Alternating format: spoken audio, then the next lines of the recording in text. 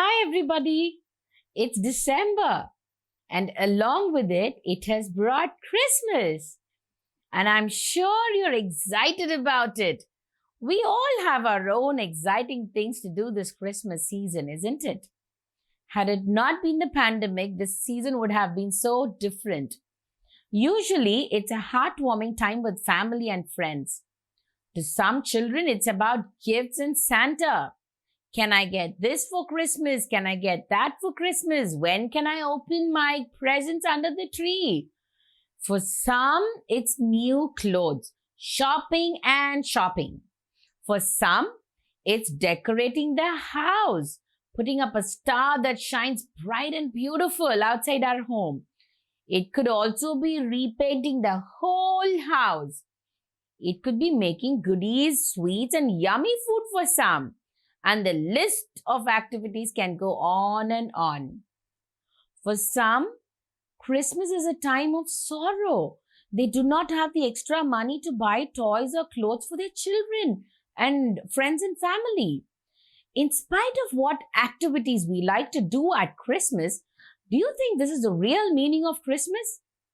Is it the gifts under the tree, putting up a star, wearing new clothes, eating delicious food, and shouting out Merry Christmas to those who pass us in the streets? Is that the real meaning? Jesus came to this earth with a purpose to give us a purpose. But sadly, with all the celebrations, we get so caught up with every other thing, losing the true meaning of Christmas. John 3:16 tells us that he came down to this earth because he loved us so much and wanted to save us from perishing, from getting destroyed in our sinful lives. He came as a humble king, was born in a small, dirty place, lived a simple life, took care of the poor and the needy, had concern over people who were sick, and shared God's love with people wherever he went. Do you know what Philippians 2:6 and 7 says? Though he was in the form of God, he did not count equality with God, but he emptied himself by taking the form of a servant, being born in the likeness of men. Though he was God, he lived a life like us, lived for people, served people, loved not just people who loved him, but also his enemies. Instead of looking for his own privilege, he emptied himself of all his rights.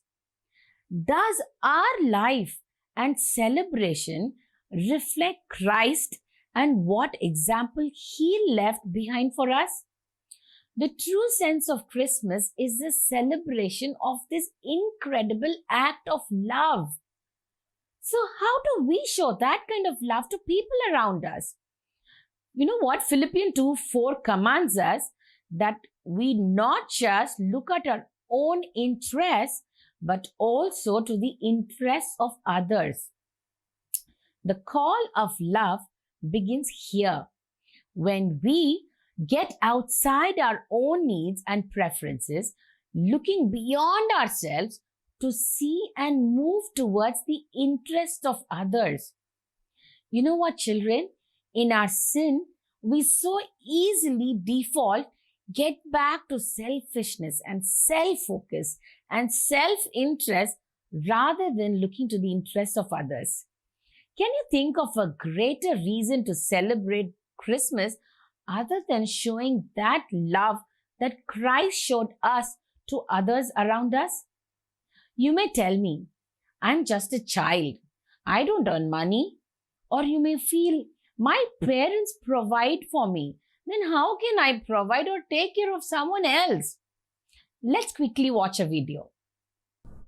I love to read books and listen to music and, of course, watch TV and play video games. This is Orion Jean. He may be only 10 years old, but he's on a big mission. I heard 10,000 and 20,000, and I knew that those numbers were big, but they just weren't going to cut it. Try 100,000 meals. That's the fifth grader's goal, to collect and donate all that food by Thanksgiving. Everybody was like, whoa, that's a big number. But I thought we could achieve it. It's all part of what he's calling a race to kindness. When you look at all of the bad news and all of the things that are happening, you just want to see something that would make you smile. Orion's mission to spread kindness caught the eye of Chobani, who donated 100,000 yogurt cups to the Tarrant Area Food Bank in his name.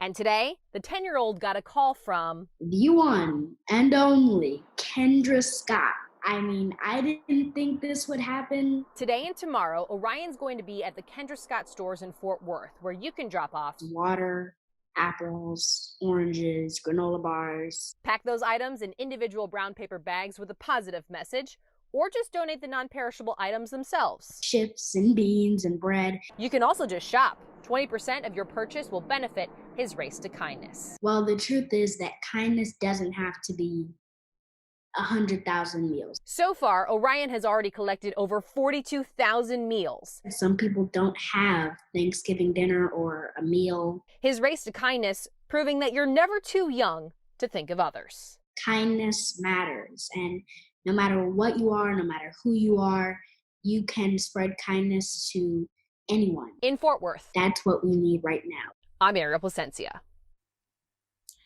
This little boy challenges me with a simple childlike faith and love. When someone asked him, "Why are you doing this?" do you know what he said? "I just want people to feel loved." Isn't that beautiful? You may not think of doing something in a large scale, but you can always look for opportunities to serve around you. I tell you what, when you start earnestly looking for ways to show love, you will surely find plenty. Why don't you start thinking of people who are in your circle needing help? It could be the helper's children, or the guard at your building, or the car driver's family. Look for someone who is sick, some grandpa or grandma whose children are not able to reach them at this time of season. It could be a grumpy neighbor. It could be some friend or a relative who's been mean to you.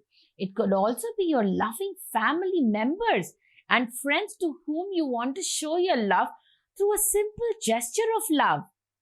You don't have to buy costly gifts and spend excessive money on things. You can make a small, nice card with the words of God's love in it. You can save some money instead of spending it on yourself. You can buy some small stationery or a small gift to the children around you in need. You can take the help of your siblings and parents, and together you can make some goodies and give to the poor who are hungry. You can think of some missionary families and their children who have made sacrifices for the love of Christ and send a gift box of goodies to them. Now, with everything going online and you becoming tech savvies, why don't you look for some DIY? Do it for yourself craft and share it with someone, showing them your love and care for them. These are just few examples. I'm sure you have much better ideas and thoughts. As you think through this, keep the pandemic in mind and take help and suggestions from your parents. Let this pandemic make us realize the reason for this life given to us. Let us as a family cultivate habits that bring out the real meaning of Christmas, filled with love, hope, and peace. Let us cultivate an atmosphere that reflects the true meaning of Christmas, with Jesus as the only means of true happiness and contentment.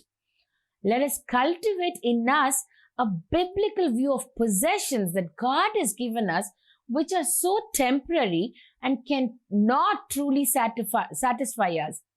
Let us cultivate an excitement for meaningful and generous giving. May this season of Christmas be a season of true love, lasting contentment, which only comes through knowing and loving and trusting and following Jesus.